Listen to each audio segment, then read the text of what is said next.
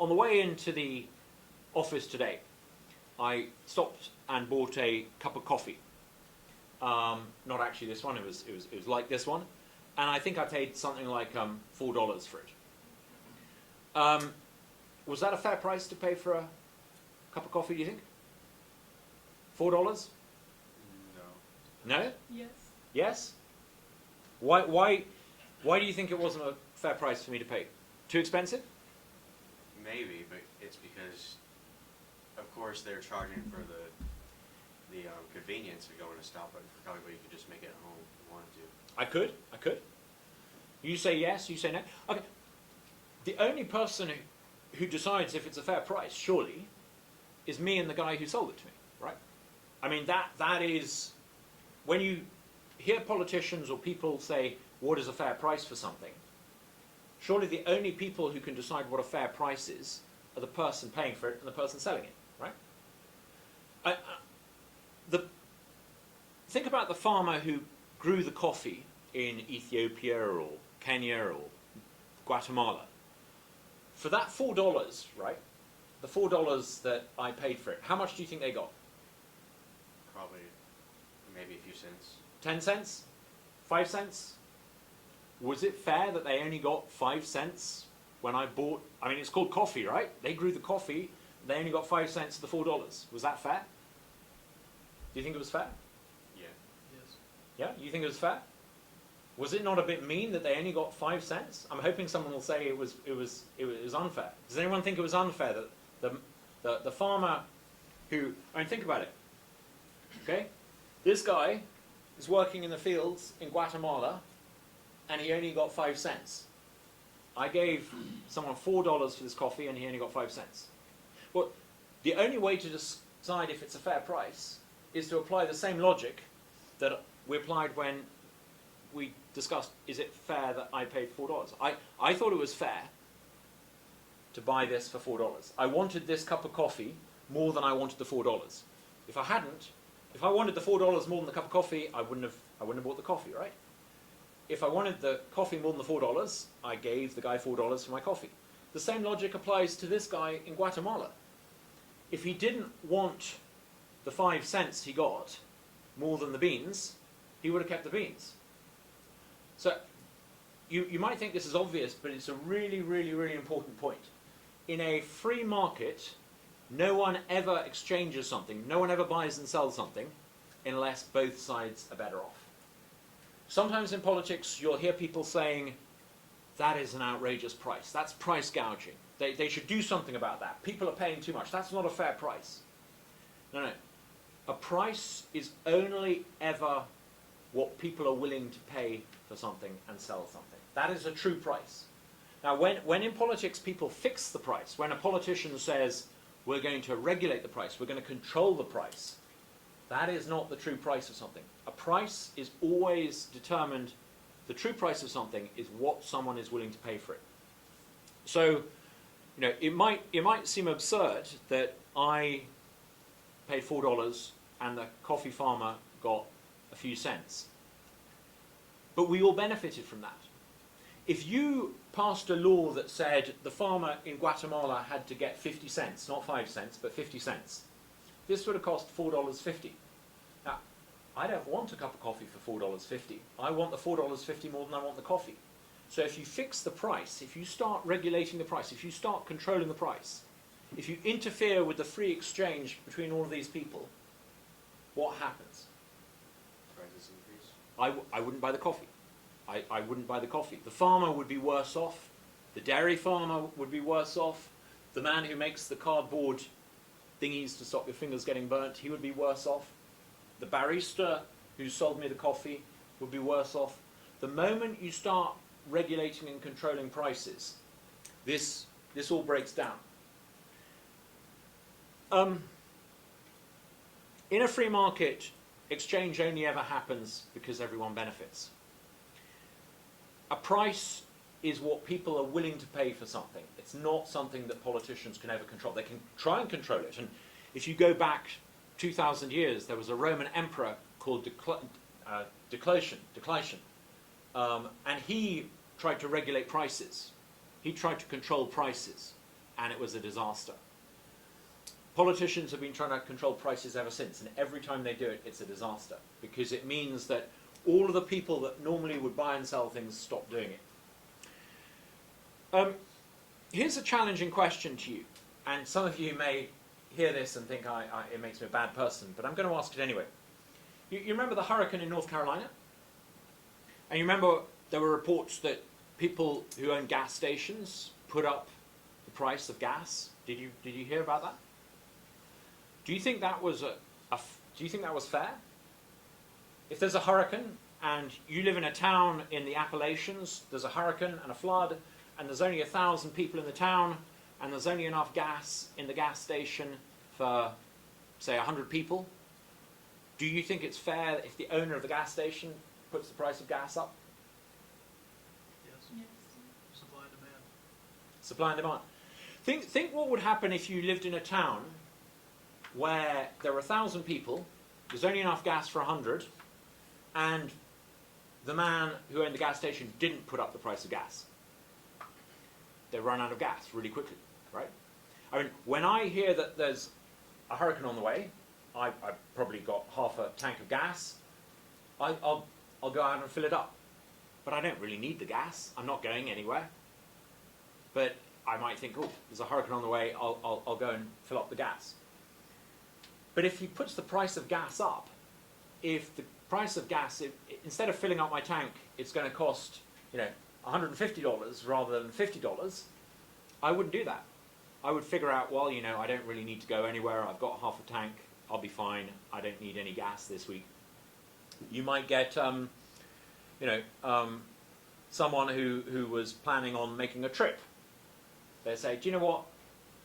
Gas prices are high. I don't need to make that trip this week. I'll wait. But maybe there's a doctor in that town who needs to go and visit patients with life-threatening conditions. They would pay $500 to fill up the doctor's tank of gas because they really, really, really need for that doctor to be able to drive. The point I'm trying to make is that if you allow the price of something to go up, you ration who gets it. And it's. But at some point, isn't that just extortion? But this is it. Is it extortion? I believe so. I think it would be extortion if there was only one gas station. But provided there's a range of suppliers, provided it would be extortion to give the farmer in Guatemala only 5 cents if Starbucks owned all the coffee shops in the world. But if he can sell it to more than one person, and if you can buy from more than one person, I don't think that's extortion. And I think this is a really key thing. If you've got choice and competition from whom you buy, I don't think it's extortion. So maybe my metaphor, that's a good point. Maybe if it's a town with only one gas station and he puts it up to $1,000 a tank, that would be extortion. But if there are 2 or 3 gas stations, he's not going to do that, because if he puts it up to $1,000 to fill up your tank, people would go to the guy who's only charging $200 to fill up your tank. Do you believe the man in North Carolina was extorting those people because he was the only one with gas left? If it's just one guy, possibly, but maybe who was going to get that limited gas? Was it people who really, really, really needed it? If your life is dependent upon being able to drive somewhere, you would actually be willing to pay $200 for that gas. Someone somewhere is going to end up without gas. What the pricing mechanism does, it decides who really needs it versus who doesn't need it. So, I mean, extortion does exist. If you've got one supplier and it's not a free market, you do get extortion. But I think the price also does something else. If you've got a small town in the Appalachians of North Carolina and there are 2 gas stations and suddenly there's a shortage of gas and people are willing to fill up their car for $200, what do you think people whose job it is to get gas to gas stations are going to do? They're going to do whatever they can to get the gas into that town.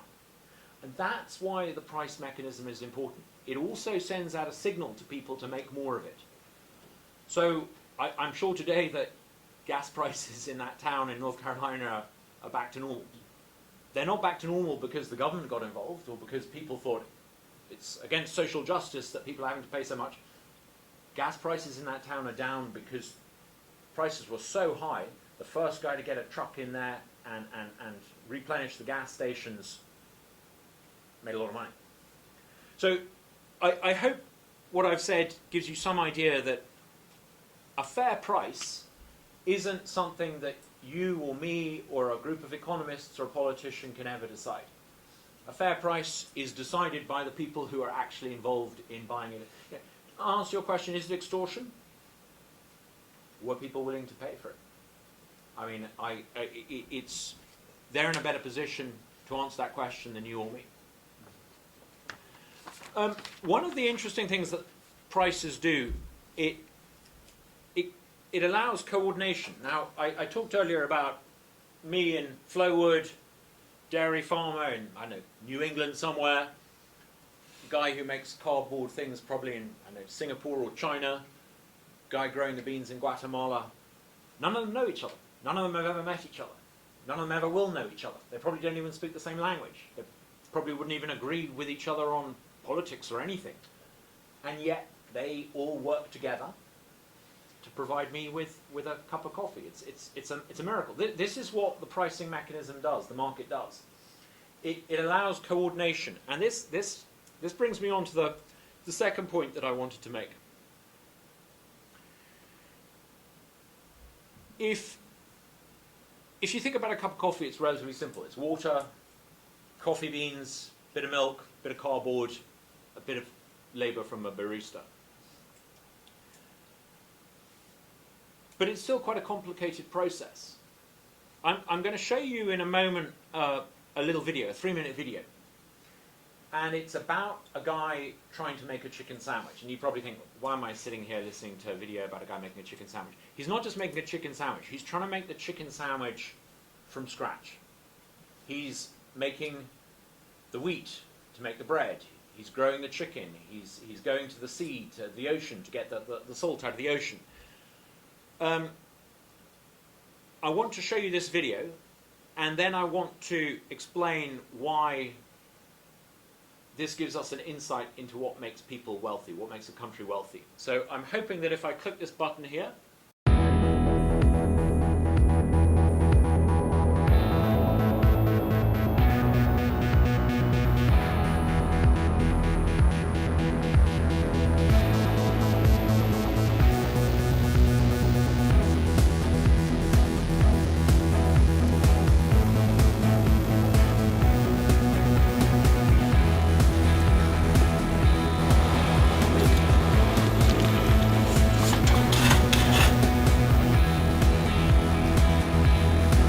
security pulls me aside, opens up my bag, takes out the salt. Like, I might be going to jail now.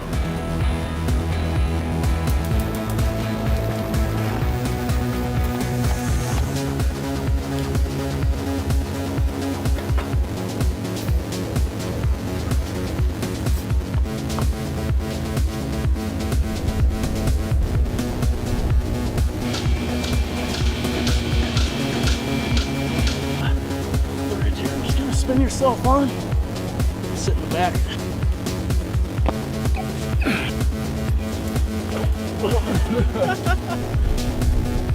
Come on, get it, hot shot.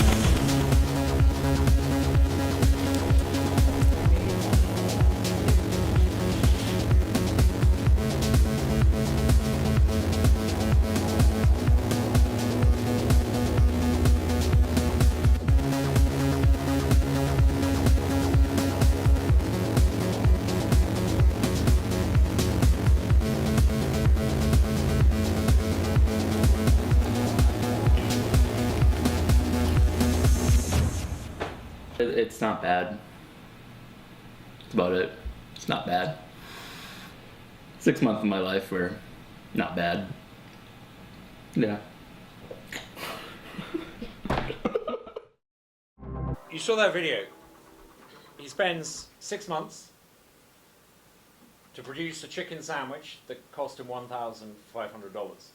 Now, how much do you reckon a chicken sandwich at Chick-fil-A costs? $5. $5. If you were working on minimum wage, how long do you think it would take you to earn enough money to buy a sandwich at Chick-fil-A? 45 minutes? It sounds really romantic when people say they want to live in a world of self-sufficiency where you know, Mississippi grows its own food, America makes everything it needs, or maybe you live on a farm and you grow everything you need. Trust me, if you live in a world like that, you will be poor. If you live in a world where a chicken sandwich costs $1,500 and it takes 6 months to make, you will be dirt poor. In fact, the reason why countries are dirt poor is because they don't live in a world where people buy and sell off each other. It's by buying and selling off other people, it's by getting other people to grow the chicken, to slice the bread, to grow all the different components that go into a chicken sandwich. That's what makes you wealthy as a country. So, between 6 months and 20 minutes, you know, imagine if you lived in a world where you had to get up in the morning and work on a farm in order to produce enough food to eat that day. You wouldn't have time to be here. In fact, for most of our history as humans, for most of your ancestors' lives, they spent their time laboring in fields in order to produce enough food just to survive. The reason why you can take time off to come here, go watch a football match on a Friday night, go on vacation, have all the leisure time you want. The reason you can do that is because you're not having to be self-sufficient. You can rely on other people to work for you. Literally, that's what the free market does. It gets other people who are good at doing things, much better at growing a chicken than I would ever be, much better at making bread than I would ever be. It gets them to do that one thing they're good at. It's called having a job. People have a job. You could be a teacher, you could be a brain surgeon, you could be a farmer, and you specialize in doing that one thing. And then you trade what you're good at doing with other people who are good at doing what they're doing. And that's what makes a society rich. That's what makes a country free. That's what makes us wealthy. I think you could almost say that the single biggest difference between rich countries and poor countries, it's not the climate, it's not whether they've got oil in the ground or gold in the ground, it's not whether they are big or small. The key difference is in a rich country, people are free to buy and sell whatever they want from whomever they want. It's as simple as that. If you're not free to buy and sell things, you have to make it yourself, and that's what makes you poor. So when you hear, for example, Donald Trump saying, we need to make sure that everything is made in America, that is not going to make America rich. It really won't. America is rich because you can get foreigners to sell you stuff cheaply. That's what makes you rich. You can go into Walmart and you can buy an electric kettle for $12. That's what makes Americans rich. If you're a low-income mom in Jackson today and you're worried about being able to get clothes for your kids, if you can go into a store and buy clothes that have been made in Vietnam, that is making you rich. Cheap imports make you rich. So do you think that wealthiness is worth, like, so we've got a lot of stuff coming in from China, do you think it's worth them having such, like, leverage over us to make us more rich?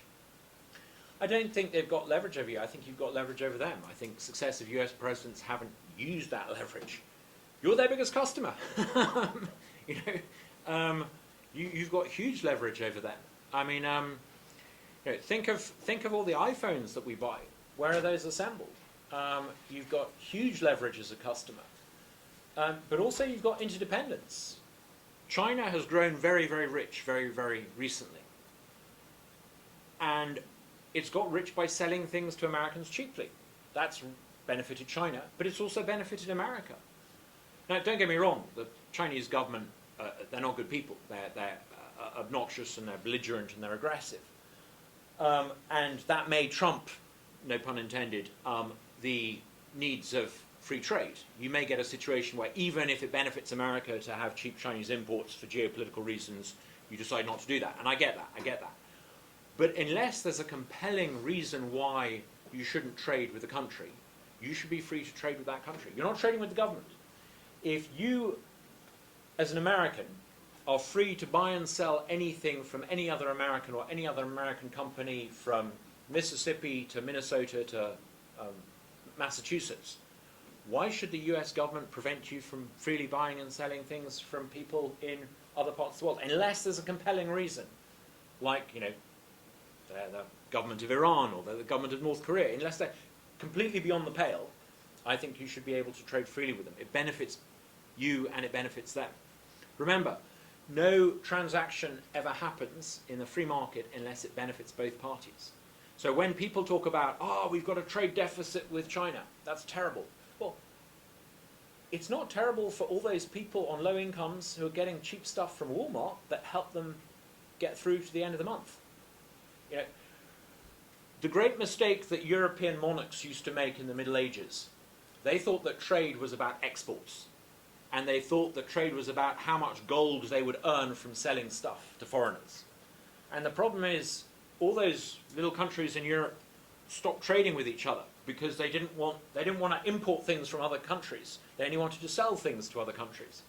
And that's one of the reasons why Europe was dirt poor for so many centuries. They didn't have free trade. Free trade only really started in the modern age in the same year that America started, 1776. There was a man called Adam Smith who wrote a book called The Wealth of Nations. The very same year that Thomas Jefferson wrote the Declaration of Independence, a Scotsman in Britain wrote The Wealth of Nations. And he explained for the first time in human history why you need to be able to freely buy things from foreigners. Up until then, everyone had thought buying things from foreigners was weakness. You're dependent upon the British for buying that, or you're dependent upon the Germans or the French or the Italians for buying these things. Smith came along and he said, you get rich by getting a foreigner to work for you by selling you stuff cheaply. And I think he's right. Free trade, geopolitics sometimes is more important than any of that, but unless you've got a really important reason not to trade freely with another country, you should trade freely with them. This brings me on to Mississippi. Sometimes you hear politicians in Mississippi say, we want to grow things just in Mississippi. We could do that. Mississippi could be 100% dependent upon homegrown food in Mississippi. And Mississippi was there before. If I was talking to you in 1850, all the food in Mississippi would have been grown in Mississippi. And you know what? People were dirt poor, and there wasn't much food to go around.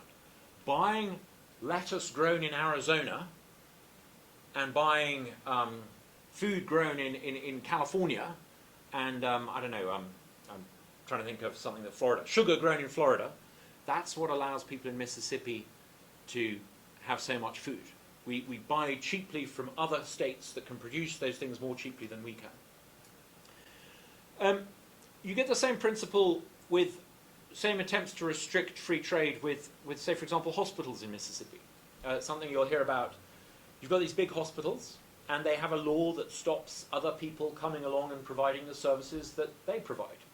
Now, I can understand why, if you're a big hospital, you don't want anyone to compete with you. You want to legally prevent anyone else from being able to provide the services that you as a hospital provide. But it's a restriction. It prevents people buying and selling things freely. It's one of the reasons why Mississippi has such a healthcare problem.